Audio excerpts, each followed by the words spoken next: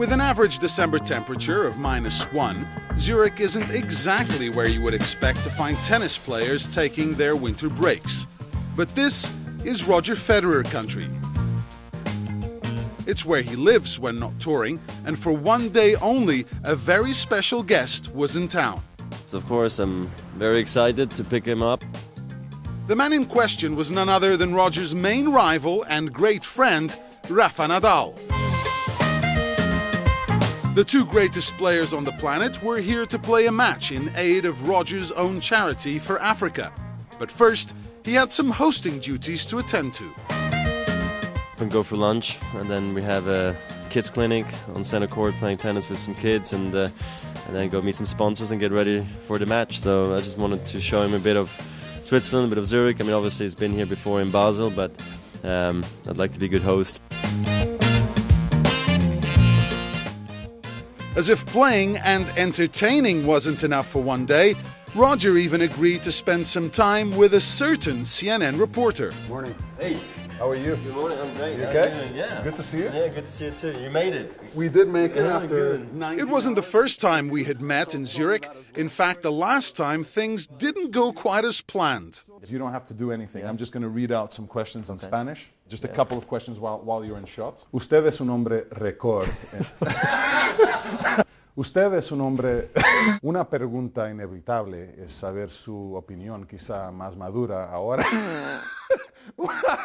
I want you on your best behavior Okay, today. I will Okay? behave this time, Rad. Have Sure. to be serious. You're right.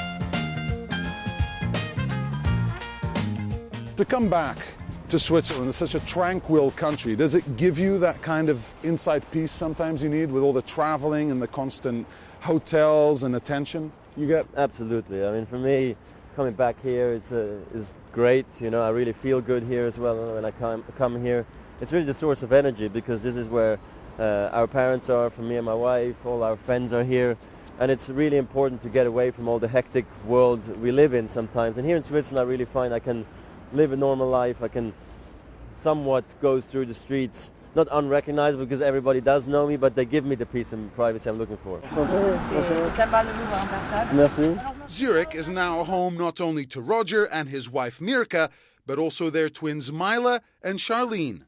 It was your first full year with the children. Tell us how it was traveling with Mila and Charlene. Well, I don't have to do any conditioning work anymore because I'm chasing them down now, you know, and I'm anticipating, so I'm working on all those skills that also serve me in the tennis world. Do you ever think, I don't have to change diapers, I'm Roger Federer? No. We live in a different day and age today. I'm happy to do all those kind of things and help and take workload off, you know, my team as well, especially Mirka. She puts in a great effort, and with two especially, I think, you know, it's so much work, but it's so rewarding. So it's great. As my tour of Zurich finished, Rafa's started. His a little more high profile than mine. On your For me, it's always a pleasure to know different cities around the world, and know the house of Roger is a pleasure, and for me it's very nice. Just want to, you know, make him feel Switzerland a little bit in the city center and have a nice time.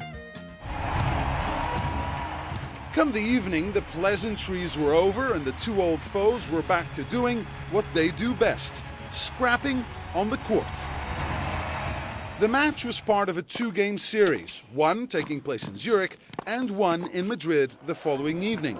All proceeds of this match went to Roger's African charity. I got obviously inspired by my mom, who's South African, and you know, I traveled a lot back and forth to South Africa on vacation, and I did see poverty, you know, once in a while, and for me that was something I saw growing up, and you know, I was always aware of it. And I think when, you know, I started to have my first success on tour, and I started to get questions if I would support any sort of causes, I really thought, you know what, I'd like to take it in my own hands. And I thought, you know, education for kids, that's really where I want to go to, because an education is not something you can take away from a kid. To get a Rafa Nadal to come over and play here and then you play back in Madrid, how tough was that to do, and how did you convince him? Actually, it was very simple. I mean, this is basically a one phone call thing, you know. It's not something I had to talk Rafa into like this is something we should be doing and whatever. I just told him, look, I think this would be a great thing. Are you interested? And he goes, yes, I am. From an outsider looking in, it seems that you and Rafa actually get on and you're kind of friends. Isn't that a little strange considering he's supposed to be your biggest rival? Yeah, I mean, some people might think it's strange, some other people think it's great, and it's actually really nice for the sport because it hasn't always been that way. I think in the past maybe there's been much tougher and harsher rivalries. They wouldn't talk to each other, they wouldn't like each other, they needed to hate each other to actually perform well against each other, and I think we found a way that it doesn't need to be that way.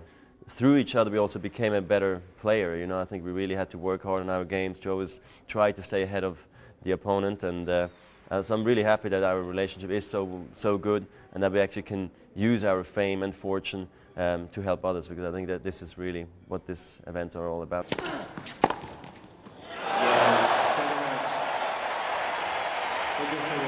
Fittingly, the two-match series ended all square. Roger won in Zurich, Rafa in Madrid. It was the culmination of a tough year for the former world number one. He failed to reach 3 Grand Slam finals and lost an unprecedented 4 match points. You start reading and hearing about people's opinions saying, oh, Roger Federer, he's done. It's all about Rafa Nadal now. How do you feel when you hear that and when you see that kind of feedback? Well, it's not the first time. No. It's happened before when Rafa took number one spot a couple of years ago, and then I was able to snatch it back, and then everybody was talking about him not having won a tournament for 9 or 10 months. Does it hurt your feelings, though, when you hear people criticize you, considering everything you've won and all the records you have, and then it seems people have a short memory? I guess the short memory is disappointing, that after everything you've done, that they do write you off so very quickly. That's a bit frustrating to say the least, just because you go into those press conferences and there's just this negative tone in there over and over again. You're not the same, what's happening, and there's nothing happening. It's just maybe some sort of lack of matches, or other guys played well but they don't even respect and sometimes my opponents anymore, and this is just something when I don't think it's quite fair. But you feel you still have the same passion and you feel you still have the same drive to win? Yes, absolutely, and I think with my experience today I know exactly how to also get my mind set in the right way, because in the past sometimes you struggle with, okay, another tournament, another trip, another practice, another match, but I think I've went through all those difficult phases in the past, and today I can really just enjoy it. You're returning to the scene of your last Grand Slam win. How does it make you feel to start the year there, and how much do you feel you can start 2011 the way you did 2010? Well, it's obviously a start that includes a bit of pressure, being the defending champion. Pressure's easy for you. But pressure is a part of my life the last 10 years. For breakfast. Exactly. This is kind of what our life is all about as a tennis player, especially if you're successful.